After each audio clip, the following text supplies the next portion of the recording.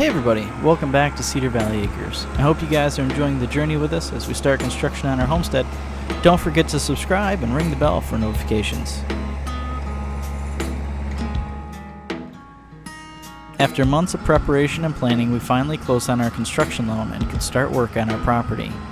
But unfortunately, the water pump failed after only about 10 minutes of use.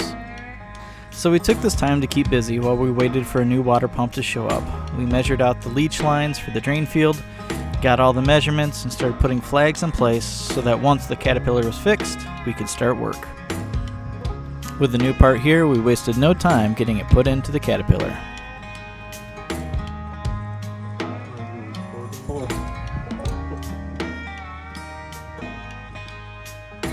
While we're at it, we decided to give the cooling stack a nice clean, get rid of some of the dirt and mud that's collected up over the last 40 years, get it all ready to be put to work.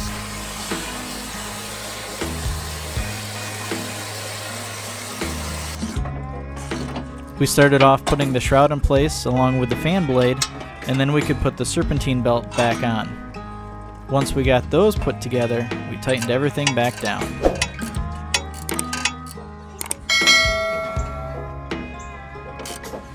After getting it all buttoned back up and together, it was time to top the thing off with a little bit of coolant, and then we're able to fire it up and put it to work.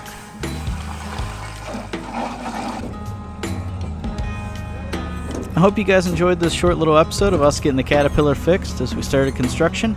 Stay tuned for the next episode where we go through and install our septic system.